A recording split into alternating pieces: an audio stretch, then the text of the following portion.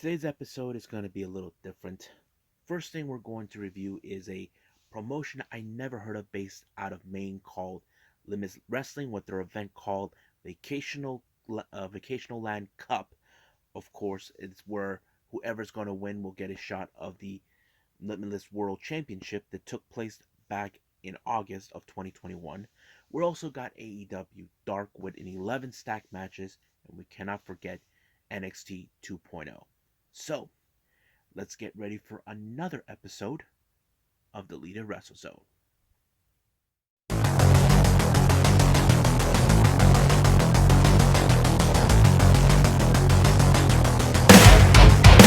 Are you ready? Get up, get up! Get up, get up!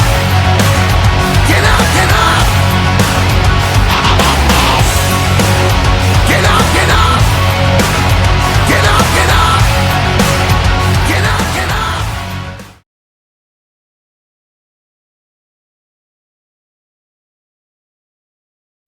Welcome everybody to the Leader Wrestle Zone. All things that is pro wrestling with AEW, NXT, New Japan Pro Wrestling, Impact Wrestling, the National Wrestling Alliance, various promotions, wrestlers, matches, and championships. I am your host, J-Rod here. So, let's begin with a brand new promotion I never heard of. It's called Limitless Pro Wrestling. Well, it's just scratch that. It's just called Limitless Wrestling. They are for a promotion based out of Maine. Not a whole lot about them. However, watching their show is pretty cool. They are having this thing called the Vacational Land Cup, which there'll be 4 matches of first rounds to crown who will be facing the champion. At the time, the champion was at the Red Death himself, Danny Garcia. But however, let's see how this one goes. This one took place on the 28th or 28th of August. Hopefully, I got it right. The first match of the first round of the Vacational Cup. We have Kevin Blackwood versus Anthony Green, better known as uh, August Gray. I thought this match was pretty awesome because it showed Anthony Green is getting back in his game in the independent scenes. As for Blackwood, as you know, his close friend and the champion during that time, Daniel Garcia, was right close by. Now, Green is not an idiot. He knows that if anything goes wrong, Garcia can go.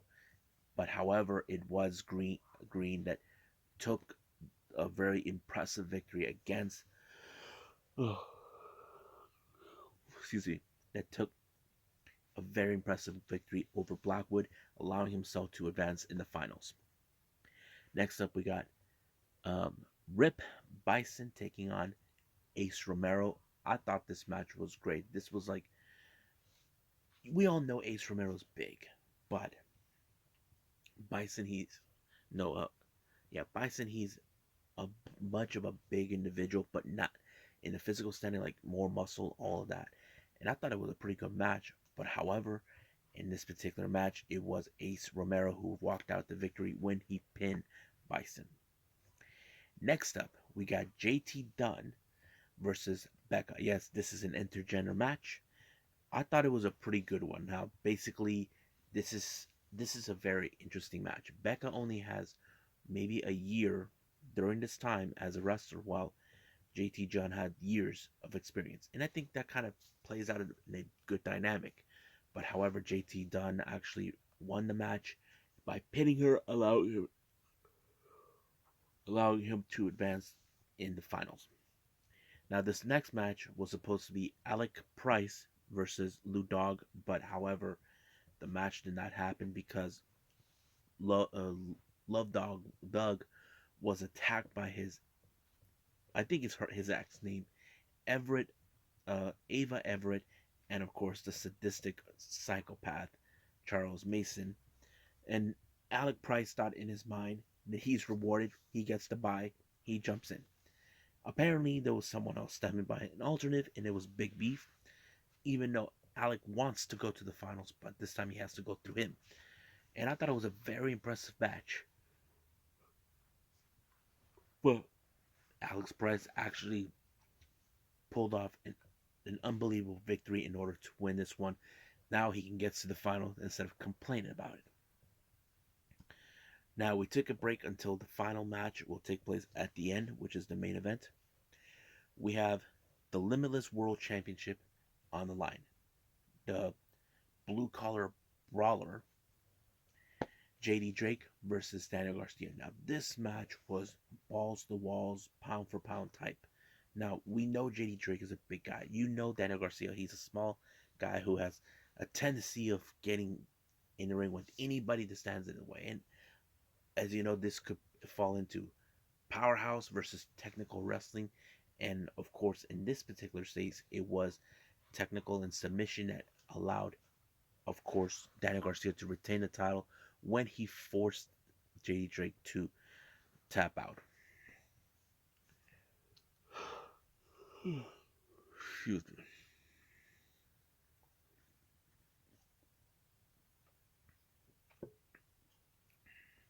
Next match is a four-way tag team match.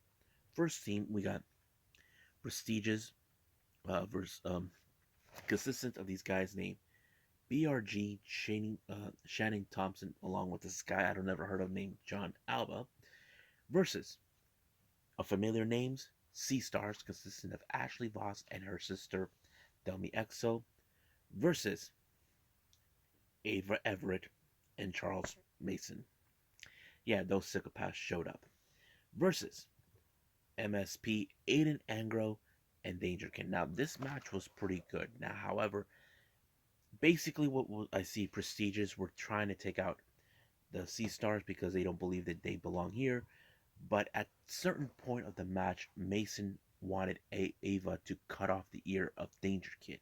But luckily for Danger Kid, he was saved by Love Doug, who cost him the match. And of course, because of what took place, apparently there was a distraction allowing for MSP to walk away the victory, which is not a happy thing for Mason and Everett for what they just went through. So basically, it kind of went in that direction. Next match, we got Brad Keshaw versus Kevin Koo. And on this particular day, it was Kevin Koo's birthday. So happy late birthday, Kevin Koo. I thought this match was good because it had a little bit of the submission type. You know, Kevin Koo, his background, he's really good. Um, but however, in this one, it was Brad who walked out as the victory when he pinned Kevin Koo, which was an upset. So kind of like people were hoping that Kevin Koo was going to walk out, but no, not this time. Next up is women's action. We got Deviant taking on Alley Catch. Alley Catch was sadistic in this particular match. People said they haven't seen her for quite some time. But however, this match was pretty good. I think I liked it. It was very interesting because they're both almost the same, but who walks out the victory? It was the Vienna who actually walked out as the victor, but however she has unfinished business towards John Alba and the rest of Prestige. Apparently, Sea Stars and Becca come out to teach them a lesson. They set up a stipulation where if the girls win their match, John Alba he leaves for good. So practically there was a stipulation. The event has been dealing with these guys for quite some time from what the commentator said. Now our main event is the Vacational Land Cup finals in the elimination way. We have Ace Romero, JT Dunn, Alec Price, and Anthony Green. Now here's who got eliminated first. First person that got eliminated was Alec Price, and I think he was eliminated by uh, JT Dunn. And then JT Dunn was the one who got eliminated by Ace Romero, and then Ace and Anthony Green were next until Anthony Green picked up a huge victory by pinning Ace Romero and allowing himself to win. But however, Red Death showed up, tried to get into his face, but that match will took place the following month, which I'll review in due time. So I think that's pretty much it. What we got right now for Limitless Wrestling. I believe it's time for AEW Dark.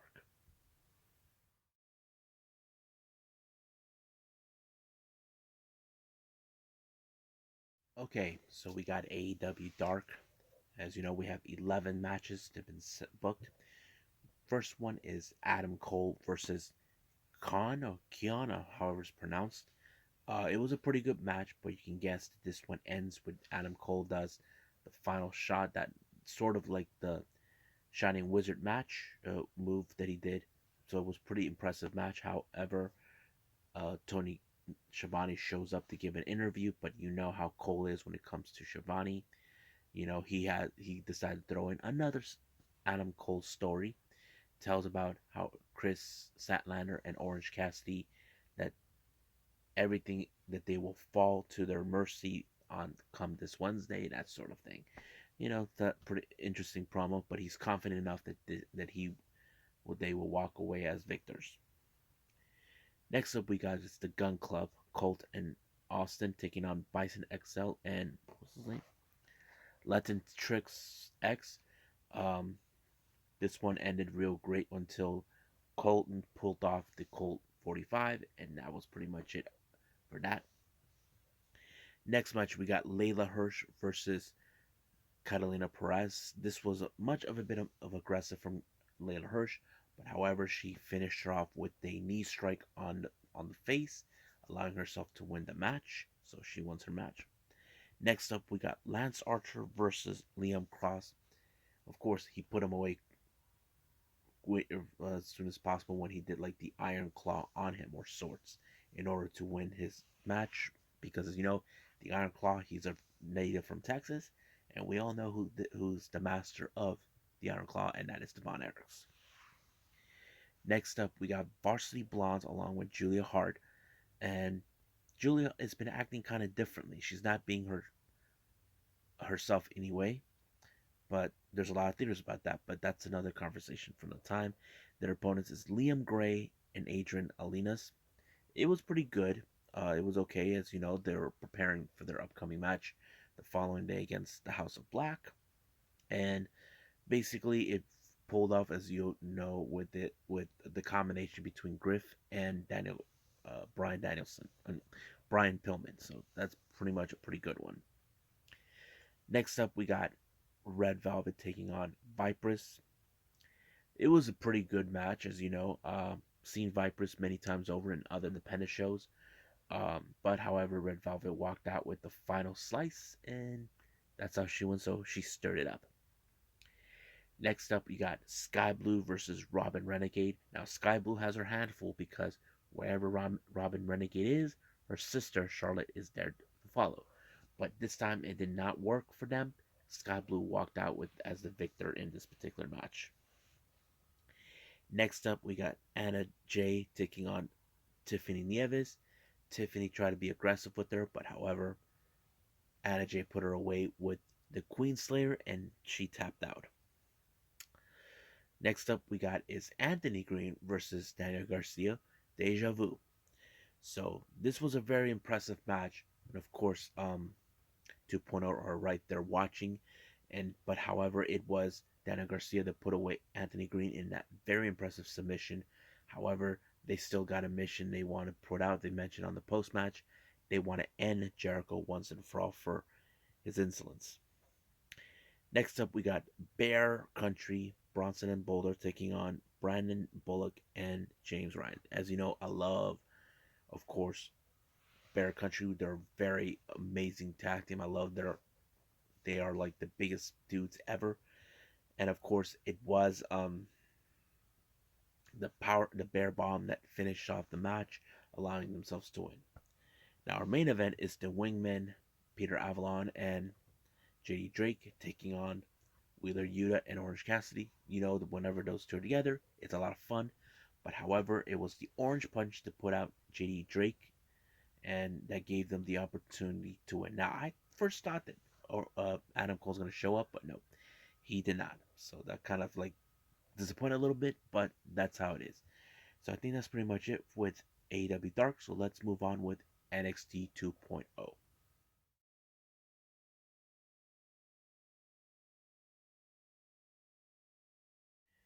Okay, so last thing we got right now is NXT 2.0. It opened up with LA Knight arriving, who has some bigger fish to fry. to deal with the most hated person in NXT 2.0, and I'm talking about Grayson Waller. Now, Grayson Waller did show up saying that he put up a restraining order against LA Knight. However, he did not put a restraining order on the one guy who wants to hurt him, and that is Dexter Loomis. So, the real question is, who does he want to come face to face? LA Knight or Dexter Loomis? So, he thought he'd choose Dexter Loomis as his weakest link. But however, the match was pretty good. It was kind of like playing psychological. As you know, Grayson Waller tried to hurt the hand of Dexter Loomis. It played out pretty well, but however, things would have gone Dexter Loomis' way if that mysterious guy, a giant dude, I think he was one of those guys that I remembered, showed up, and now he's like the insurance policy for Grayson Waller to ensure he wins his matches. So, don't know who he is or what he does, but we'll see from there. Now, as you know, the Dusty Cup is here. We have the first rounds. We have the Creed brothers, Julius and Mark Brodus, taking on Josh Briggs and Brooks Jensen. I thought this match was incredible because we know the Creed brothers could be the heavy favorites, but Josh Briggs and Brooks Jensen were amazing too. I think they played it out, but however, it was the Creed brothers that walked out as the victors on this one when they think it was Julius. I don't know which one of them pinned. I think Briggs on this one, but it was pretty good. Now, speaking of the Dusty Classic, MSK, they're excited that they know they have upper hand against right now Jacket Time in their first rounds, but they were interrupted by Legado, who believe they're not going to make it, that they're going to be the ones to walk out as the winners of this year's Dusty Classics. So basically, that's what they believe. Now, next up, we had Dante Chen, who's been gone for quite some time, has come back. His opponent is Raja Guru Raj. The match ended badly because apparently Duke Hudson shows up and went out of his mind. Don't know what was his deal, but it probably will tell us someday what the story is. Now, Joe Gacy and Harlan, as you know, they're not taking this whole thing with the lose that opportunity to get into the Dusty Classic, like kind of like they're pissed, but they're not. But later they were interrupted by Odyssey Jones. I thought it was like kind of interesting how that turned out, but Joe Gacy gave an encrypted message to Harlan over Odyssey. I don't know what that meant, but it was probably not good. But later it was showed that Harlan attacked Odyssey in the same injury that he had, which is the knee. But we'll see how that plays out later on. We don't know what's the extent of the knee injury, but hopefully we get to that soon. Now, Braun Breaker, as you know, our current NXT champion, he is ready for anything. He knows he has a target on his back. But the one person who took obsession of him becoming champion is Santos Escobar. As you know, he is dying for things. He believes that Braun Breaker is not the right fit to be the face of NXT 2.0. He believes that the title. But however, none of the mind games that Santos or Electro Lopez played worked. Braun is not going to play that game. Now, as you know, Pete Dunne had a good match, but he lost. Tony D'Angelo decided to put in a memorial. Now, this is where it gets the most interesting. He calls out, makes reference to the North American title, which is a title that he feels he deserves that. But Melo Hayes took exception to that, and so did Cameron Grimes, who wants a shot at that title. But Melo came up with the idea: how about both Tony D'Angelo and Cameron Grimes face off for a shot of that title, in which it's going to happen next week. Now, next thing we have is, of course, as you know, there's the disappointing loss with Brooks Jensen and Josh Briggs. They were in the back, and of course, Casey Canizaro and Kaden Carter show up to cheer them on. All of a sudden, Wendy Shu showed up and said, "Ooh, I think he likes you." I thought it was a funny moment. I think Wendy Chu is one of my new favorite women wrestlers to watch. I mean, she has a unique character. It makes me laugh. But yeah. Now, as the Dusty Cup goes on, we got the women's Dusty Cup coming up soon. We know one of them is already in it, and that is Valentina Perez and Yulisa Leon. However, Dakota Kai going out with this whole thing, going crazy because of her success with Rachel Gonzalez. It feels like he's trying to say, "Look what happened to me," that sort of thing. But it later became into a match between those two. It's like she's broken, but the real question is, how broken is she? I don't know. Next up, we have Kaylee Ray taking on Ivy. Now, this was a good opportunity of a match. The reason I say this, Ivy Lee, if she beats Kylie Ray, this will put up maybe a step further. But however, Kaylee Ray wants a shot of the NXT Women's Championship. But however, that match ended when Mandy Rose interfered, allowing for Ivy Nile to win the match. However, Waybear doesn't believe that Mandy should be worried about Kaylee Ray trying to win the title. In my opinion, he should be because it shows Kaylee Ray, she's not playing around. She's not here to play games. She's not here to. But later, Toxic Attraction showed up, and then luckily for her, she got backup, which is Persia Parada and Indy Hartwell. But later was told next week we're going to see a 6 women tag match. We got Toxic Attraction versus Kaylee Ray, Persia Parada, and Indy Hartwell, which is going to be a good match. Now, I want to point out something. I feel now WWE are going to screw with this one real bad. They repackaged Saray. Basically, they're making her look more like a schoolgirl type. Um, I feel this is a really ridiculous thing. I mean, I just don't like it when they try to repackage the wrestlers and try to change gimmick or character. I don't know. It kind of messes things up. But I don't know. We'll see what happens. I feel like this is going to be bad. Now, our next match is part of the Dusty Cup. In the first rounds, we have Legado, Wild, and Mendoza taking on Malik Blade and Idris Afid. Now, this match shows Legado was a fan favorite, but however, Santos decided to get involved, but he was taken out by Braun Breaker, causing the distraction for Legado to lose the match to to the newcomers, and this is becoming a war. And of course, Legado are not happy with what transpired, so this is going to be an interesting match. Well, should I say interesting feud between Legado and Braun Breaker. Now, our next match is Dakota Kai versus Yulisa Leon. This match was all Dakota, and you all know that's how it went. She won her match completely very well, being the sadistic that she is. Now, during an interview, Raquel Gonzalez still believes she still has another shot of the title because Cora Jade was the one who got pinned. But however, Cora Jade had other plans. She thought, why not her and Gonzalez team up for the Dusty Classic? But Raquel declined, saying, I like you, but no thanks. But Cora believes she can turn this around. Now, we get to the main event. A match that people may have thought or hoped that it would.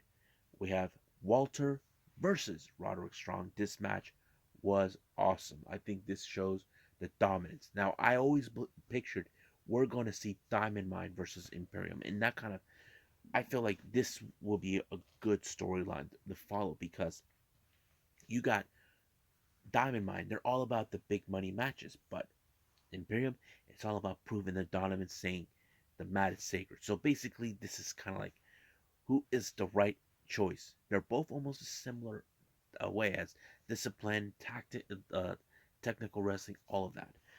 But Walter was impressive until he put Roderick Strong in 2 power bombs and allowed him to win. But this is what happened. He changed his name to Gunther, which was weird. So I don't know what happened. And then here comes the Wrestling Imperium to attack Roderick Strong. And now Creed Brothers show up. So we may see an all-out war between both Imperium and Diamond Mine. I think this is going to be a good one, a good feud to definitely invest in. I'm definitely invested in this one. So I think that's pretty much it. I think it's time for me to call it a night. Well, I hope you guys enjoy this episode. First things before I move on to next, if you guys noticed, there was no NWA Power. That was going to be on the following day, which was Wednesday.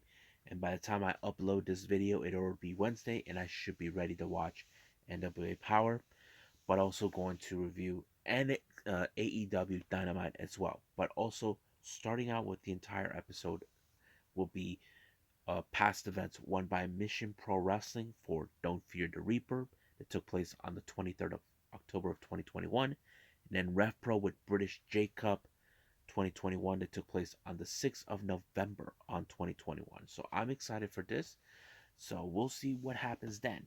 But for now, I'll see you guys in the next DWZ time, same DWZ channel. I must bid all of you adieu. So, goodbye. Mwah, and have a nice day. Bang.